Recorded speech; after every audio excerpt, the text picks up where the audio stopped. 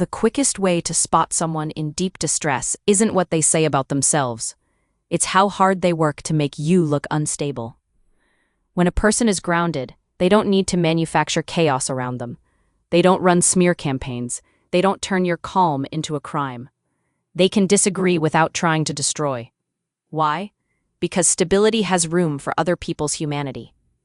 But when someone is drowning internally, your sanity becomes a mirror they can't stand to look into. And instead of facing their own pain, they try to crack the mirror. Let's get clear about what we're really talking about.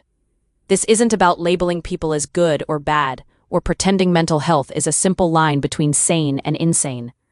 Real mental health is nuanced. Empathy, in particular, has layers. Researchers often describe two forms: cognitive empathy, the ability to understand another person's perspective, and emotional empathy, the ability to actually feel what someone else is feeling. Both matter. Both shape how we treat people when we're stressed, threatened, or ashamed. And here's the turning point. When empathy drops, harm rises. In healthy relationships and healthy communities, empathy is the glue. It helps people regulate emotion, build trust, and stay connected. In mental health care, empathy is so powerful that it's linked to better engagement and better outcomes. Because when someone feels understood, they're more likely to open up, stick with support, and actually heal. Empathy reduces isolation. It strengthens resilience. It's not soft. It's strategic. It's human performance at its best. Now look at the opposite. When someone is in severe distress, whether it's depression, chronic anxiety, unmanaged trauma, or a personality pattern shaped by survival, their emotional bandwidth shrinks. Some conditions can dull empathy, making it harder to access warmth, perspective, or patience. And when empathy is absent or blocked, people stop seeing others as people. They start seeing them as threats, tools, or targets. That's when you see this ugly pattern: projection. They feel unstable, so they accuse you of being unstable. They feel ashamed, so they call you arrogant. They feel out of control, so they insist you're crazy. And it's not always loud. Sometimes it's subtle.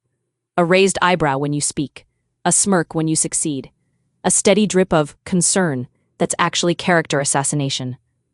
They act like they're trying to help you, but the goal is to make others question your reality. Because if they can make you doubt yourself, they don't have to face themselves. Here's a real-world example you've seen 1,000 times. Someone who is consistently happy, hopeful, or emotionally steady walks into the room, and someone else reacts like it's an insult. Not because happiness is wrong, but because happiness highlights what they've lost, what they're suppressing, or what they believe they'll never have. So your peace becomes fake, your boundaries become mean, your confidence becomes narcissistic, your joy becomes attention-seeking.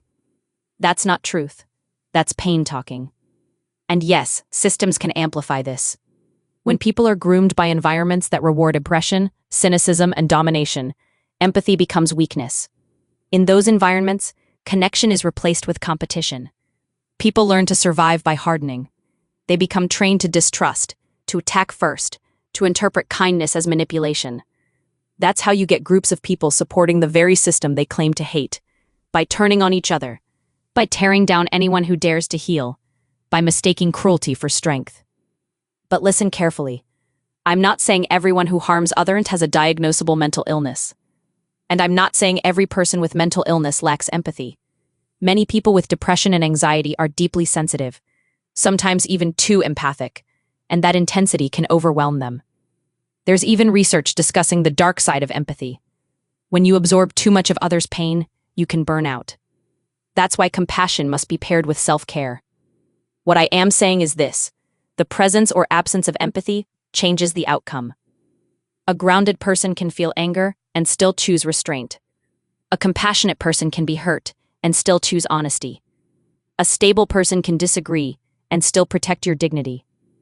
But a person who is emotionally collapsing, who has lost access to empathy, often cares less about truth and more about control. They don't ask, "How do we solve this?" They ask, "How do I win?" And if the only way they know to win is to make you look insane, they'll do it because it gives them temporary relief from their own internal storm. So what do you do with this? You stop arguing with distortion. You stop begging for fairness from someone who is committed to misreading you. You don't have to hate them. You don't have to diagnose them. You simply recognize the pattern and respond with strength. Protect your boundaries. Choose your circle. Document your reality if you need to. Stay close to people who can hold empathy and accountability at the same time. And most importantly, don't become what hurt you. Because the world doesn't need more people performing pain. It needs more people practicing empathy with backbone. So here's the call to action. The next time you see someone trying to make another person look crazy, don't just watch the drama. Ask the deeper question. Where is empathy missing? And what is that absence trying to cover up? Then choose to be the person who restores clarity, chooses compassion, and refuses to pass the hurt forward.